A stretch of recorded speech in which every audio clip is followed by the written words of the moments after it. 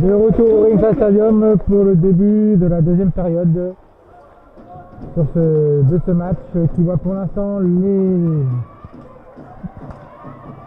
joueurs de Dunkerque qui mènent 1-0 face aux Albatros de Brest.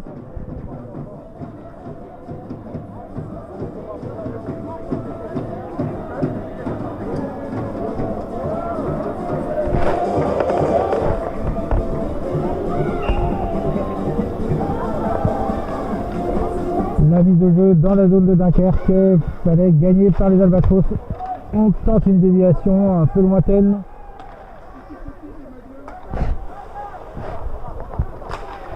Et cette fois, c'est Dunkerque qui va essayer tenter de contre-attaque mais avorté. Et relance nette et claire des Albatros. Oui, bien joué. Belle rentrée en zone, un lancé. Non moins bel arrêt du gardien. Ah, le Palais sort de la zone. Il faut tout reconstruire pour les Albatros, mais c'est un beau jeu. Hein, vraiment le collectif brestois qui se trouve, qui s'affine au fur et à mesure des matchs. Hein. Les sorties de zone sont plus nettes. Le collectif, la mayonnaise prend petit à petit. On n'est que début novembre, hein, la saison est encore longue, hein, les playoffs sont encore loin. Encore le temps d'affiner plein de choses. Mais je pense que cette équipe va peut-être trouver bientôt son rythme de croisière. Même si, attention, là pour l'instant, ils n'ont pas encore marqué le moindre but dans ce match. C'est un petit peu ça le petit problème des Albatros, c'est un petit peu l'efficacité. Et là, ils travaillent bien, les occasions sont là, et encore une fois, regardez là, Brest veut vraiment égaliser assez vite dans ces débuts de deuxième. C'est pour l'instant, deuxième tiers-temps dominé de la tête et des épaules par Brest.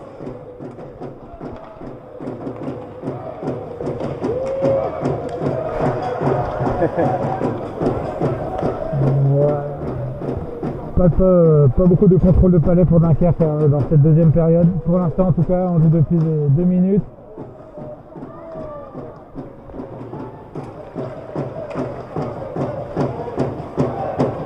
Pas de sortie de zone en contrôle du palais. Mais ces corsaires travaillent fort quand même. Attention, hein, ils défendent bien et c'est difficile de les prendre en défaut. Ah, palais injouable. On ne sait pas où il est passé. Oui, Brest qui veut vraiment égaliser. On a beau dire que le collectif joue de mieux en mieux, il faut quand même marquer des buts. C'est peut-être un petit peu ça qui reste encore à améliorer. Ah, cette fois, les Palais pourra jouer, mais ce sera un Brestois qui sera dessus, on peut penser. Attention, parce que Dunkerque, on a vu, sur quelques coups, sont capables de tout à fait d'inquiéter ces Albatros.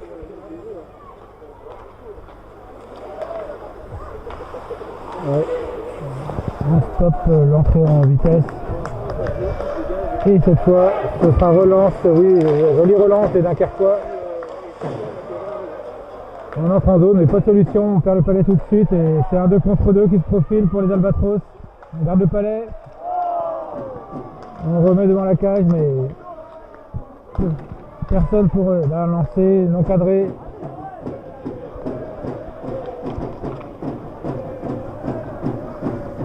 Voilà.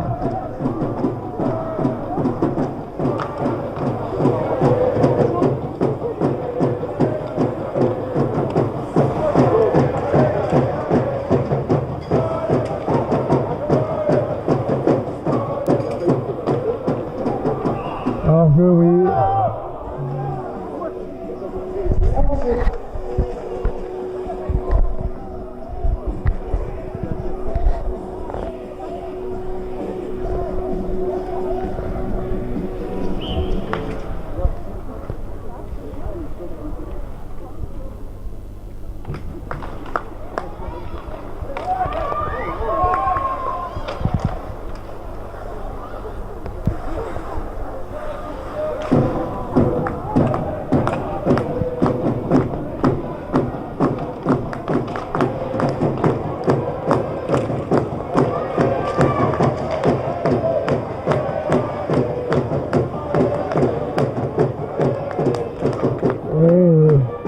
cette occasion, joli jeu de Dunkerque, mais la dernière passe mal ajustée, il fallait ressortir de la zone.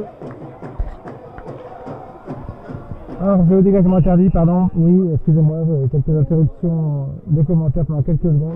Là, c'est un dégagement interdit effectué par les Albatros.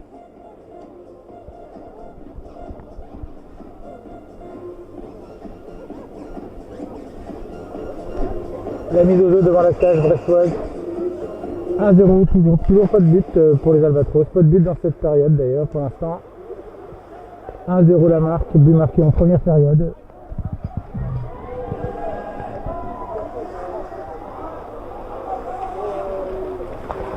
Et pas de pénalité non plus encore d'après dans ce match, ni d'un côté ni de l'autre. Match très très propre.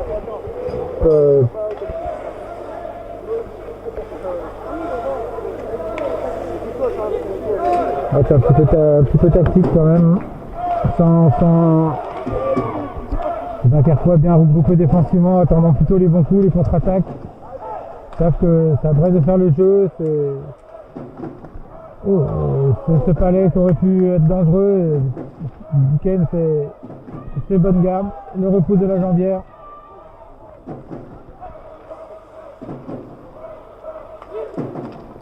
Et encore on a cherché la déviation et ben voilà, la première pénalité va être appelée, elle sera pour Dunkerque. Voilà, pénalité différée, voilà. On parlait juste de pénalité, ce sera le premier jeu de puissance pour Brest, l'occasion d'égaliser.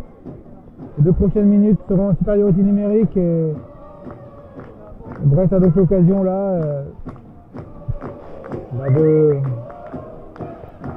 de transformer au tableau d'affichage sa domination nette et claire de la deuxième période. Un accroché devant la cage. Voilà, première pénalité du match.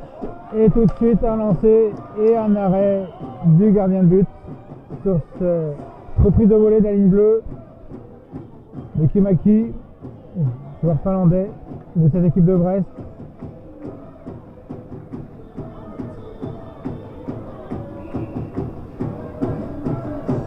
Mise au jeu de nouveau dans la zone et cette fois-ci gagnée par Avenel directement. Le jeu de puissance c'est installé, ça y est.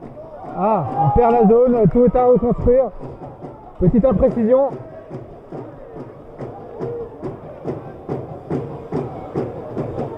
Et là on n'était pas loin d'une nouvelle imprécision mais sans conséquence cette fois. Attention, Dunkerque à ne pas faire une deuxième faute et se retrouverait à 5 contre 3. Et oui, toujours les frères Avenel qui s'échangent le palais, redonnent à la bleue. Un jeu de puissance installé, on va peut-être trouver un lancer en pointe. Reprise de volée, mais encore une fois, Duquesne qui dit non. Le jeu de puissance qui n'a aucun problème à circuler, par contre, bien installé. Cette fois, dégagement des corsaires qui vont amener 4 joueurs frais sur la glace. Au moins 2 pour l'instant.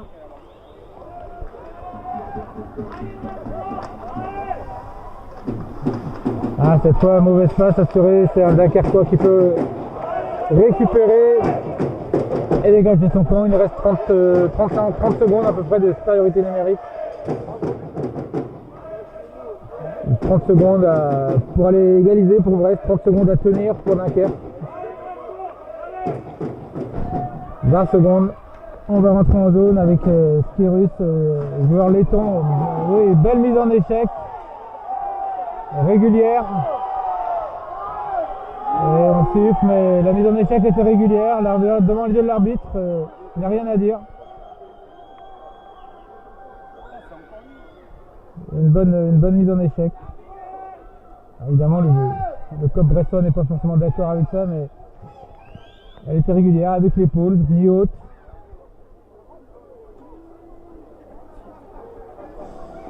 Ni avec le coude. Je pense pas qu'il y ait pénalité là-dessus. On va voir ce que décide monsieur l'arbitre. Il n'en avait pas appelé.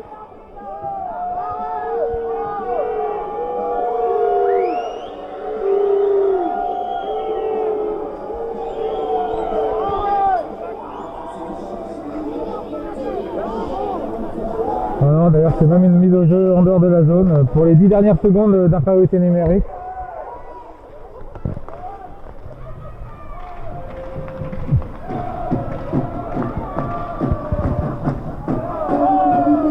Voilà, mais la première pénalité du match n'a rien donné. Brest est toujours en position du palais dans la zone. Cette fois c'est relancé par les Dunkerque, mais qui a le contrôle du palais, ça relance pour Brest. Voilà. Donc Brigrit à la bleue, on lance.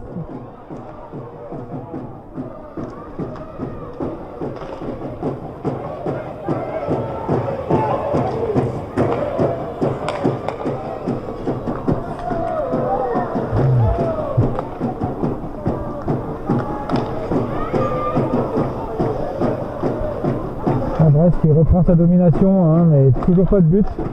On va arriver à la mi-match. Canedo à la bleue, chercher la déviation, bel arrêt du bouclier, pardon.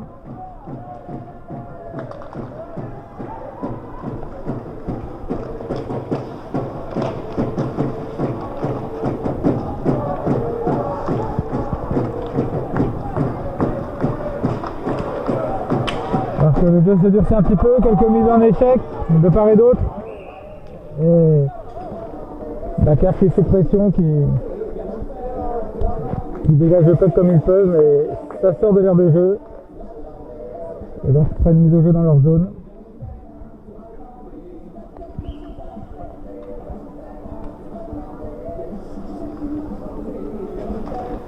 Mise au jeu gagné directement, oui, un lancer c'est aurait pu être dangereux. Au-dessus de la transversale. Mais Brest toujours en possession du palais. Le Albatros qui pose de gros soucis au corsaire là depuis le début de sa deuxième période. Encore une grosse occasion. Il s'était retrouvé en bonne position et là clairement Dunkerque qui souffre avec Ballet. Ballet qui a joué quelques saisons en Brest.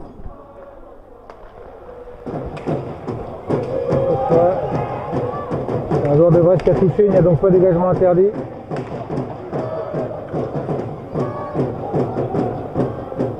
Et relance brestoise à 3 contre 2, surnombre possible, attention, oh là là, poteau. On n'est pas passé loin de l'égalisation sur ce 3 contre 2, bien amené par les Albatros. Et là encore une occasion, et Dunkerque vraiment qui plie, mais ne rompt pas. C'est un dégagement autorisé par monsieur l'arbitre. Alors que les gens pensent que tous les spectateurs, voilà, on est vraiment passé loin 2 fois de suite de l'égalisation là. Un poteau. Le gardien a été battu sur ce tir, hein, sur 3 contre 2, très bien amené, bien joué. Et un lancé au deuxième poteau qui aurait pu finir dans la cage. Le gardien a été battu. Et sur l'occasion qui a suivi également, mais ça n'a fallu de peu que ça rentre. Hein. Alors cette fois encore 1-2 minutes pour Dunkerque. Dunkerque qui est sous pression, qui multiplie les fautes. C'est le numéro 6 qui s'y colle pour un faire trébucher, il me semble. Ouais, c'est ça. Alors là vraiment, il faut que Brest en profite. On arrive à la mi-match, deuxième pénalité de suite pour Dunkerque.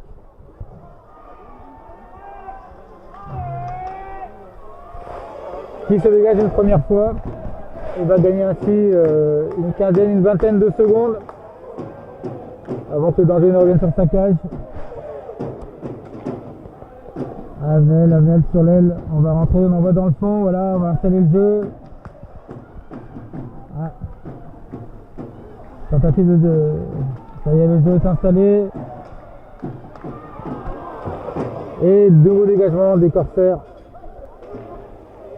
qui apporte des changements sur ce box-play.